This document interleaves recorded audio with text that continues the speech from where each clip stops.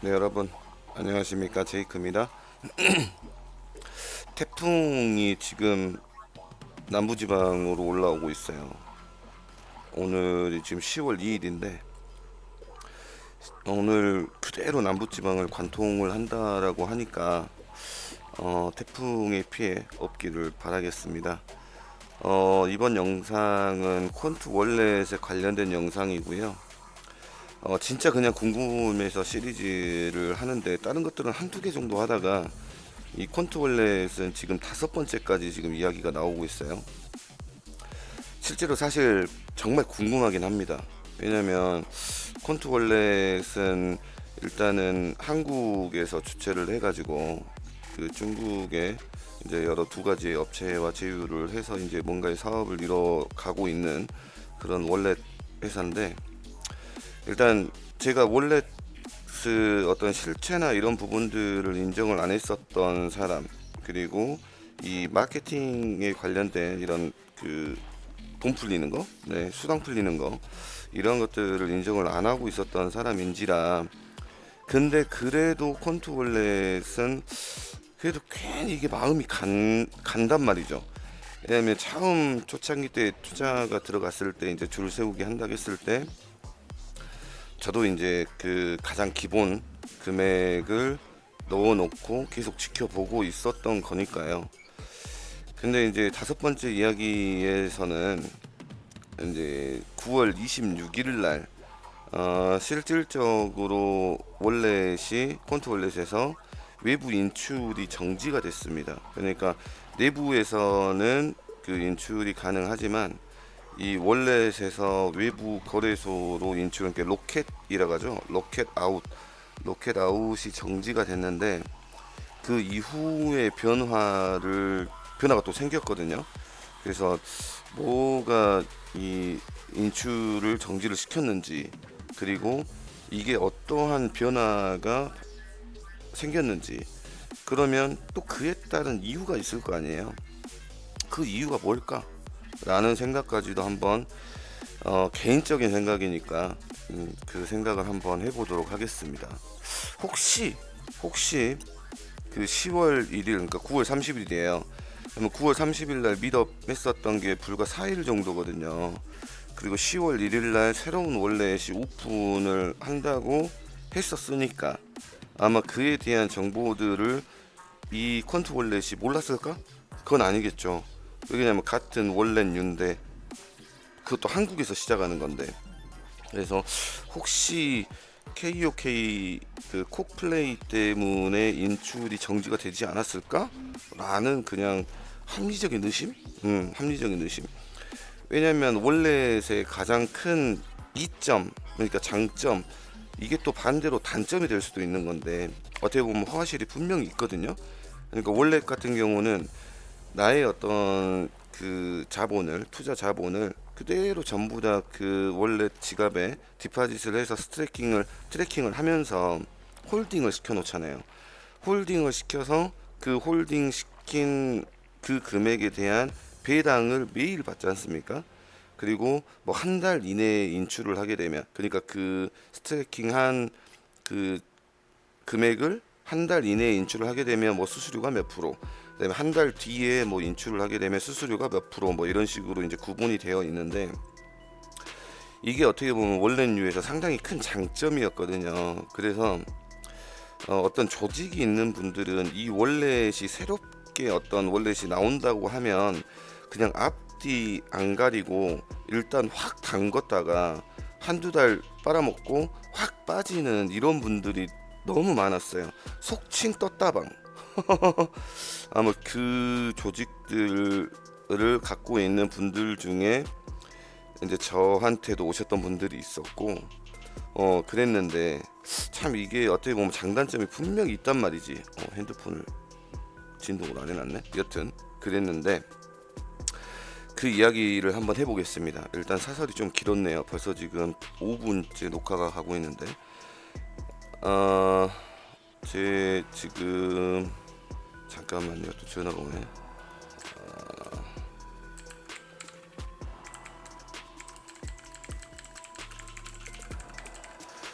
지금 이게 폰트월렛 화면인데 이거 말고 저희가 이 공지를 먼저 보시죠.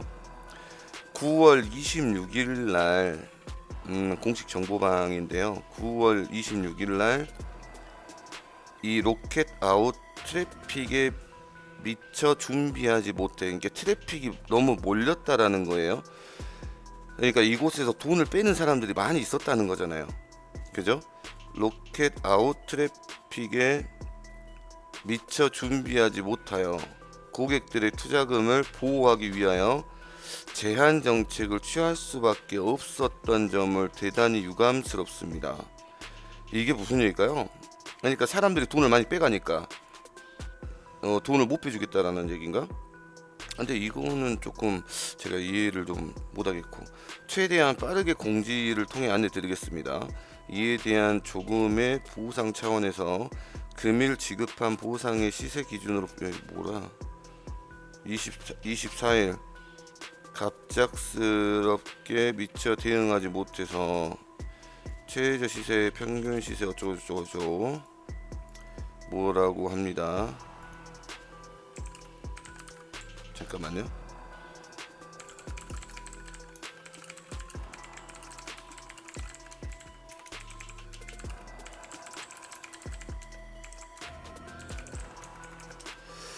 그리고 여튼 이렇다고 합니다. 그리고 이 이후에 이제 다른 어떤 공지는 없는데, 일단 이게 좀 궁금하네요. 도대체 무슨 얘기인지.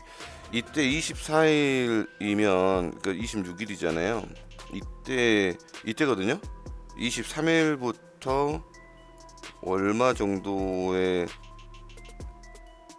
하락이 있었냐면, 이때부터 이때까지 하락이니까 약 20% 정도의 비트코인 시세가 하락을 했었어요. 근데 이때 트래픽이 인출 신청을 했었던 사람들이 많았다? 그래요. 왜 많았을까요? 왜 이거 비트코인 팔라고 그랬을까? 어차피 이곳에는 트래킹해서 배당을 받는 그 월렛이라 아마 그냥 묻어놨을 사람들이 꽤나 많이 있었을 텐데, 여튼 그렇습니다. 이거를 대응을 할 분들이 얼마나 있었을까요? 그랬겠잖아요. 일단 인출 신청을 하면, 월렛에서 인출 신청을 하면 내 거래소로 들어오는 시간이 분명히 있을 거고, 그러면 타이밍 금방 놓치는데, 여튼 그런다고 하고, 지금 이제 콘트월렛에 이 오른쪽 하단에 보면 이 로켓이라는 곳이 있어요. 근데 이 로켓이라는 곳을 보니까, 제가 오늘 들어와 보니까 뭔가가 좀 변했어요. 페이지가. 그러니까 지금 이곳에서 입금은 가능은 하나 인출이 안 되고 있거든요. 근데 제가 여기서 이 리더를 아웃을 눌러보면 이 출금 제한 기간 내 출금, 그러니까 지금 출금 제한이 되어 있다는 것은 확인이 되고 있고, 10월 12일 2시라고 표기가 되어 있거든요. 그러니까 수수료는 50%를 내고, 수수료를 50%를 내고 지급받은, 배당받은 이 토큰을 50%를 내고 인출을 해주겠다 라는 얘기인가? 그러네요. 지금 그렇게 해석이 되죠. 그러니까 10월 12일 날 2시에 출금을 해줄 텐데, 너희들이 받았던 거 그 배당을 50%를 뱉어내고 가라 라는 얘기입니다. 네, 왜 그랬을까요? 그리고 나서 아래가 뭐가 또 생겼어요. 인출 기준과 수익률은 매주 변동을 하고 9월 30일, 10월 6일 1회에 하나여 단계별 일로 초기화 가능. 초기화 설정 기능은 차후 제공 예정. 9월 30일 이전 랜딩. 그러니까 9월 30일 이전까지 랜딩을 해놨던 사람들에 한해서 이러한 지금 그 수익률이 변동이 된다라는 거고, 그 다음에 수익률. 자, 1단계, 2단계, 3단계, 4단계로 나뉘어놨어요. 그래서 수익률을 그 30일 이전에 랜딩을 했었던 며칠, 그러니까 9월 30일 날 랜딩을 시작을 했어. 예를 들면, 그리고 16일이 지나면 이거, 그 다음에 31일 한 달이 지나면 2단계, 그 다음에 3단계, 그 다음에 46일이 지나면 4단계 뭐 이런 식인데, 지금 이렇게 날짜별로 구간별로 수익률이 구분이 됐거든요. 7% 7%, 9% 7%, 11% 8% 7%, 13% 10, 그러니까 랜딩을 오랫동안 해라라는 거고. 근데 이제 이 투자금이 1단계는 150, 1000, 2단계 1000에서 만, 만에서 3만, 4단계가 3만에서 5만. 네, 여튼 그렇습니다. 일단은 구간별로 그 수익률을 다르게 줬다는 거. 근데 대체적으로 원래뉴는 구간별로 수익률을 다르게 줘요. 예. 여타 원래뉴도 마찬가지입니다. 근데 이제 이 아래에 일일 인출 한도가 이게 참 흥미롭네. 인출 한도를 줘버렸어요.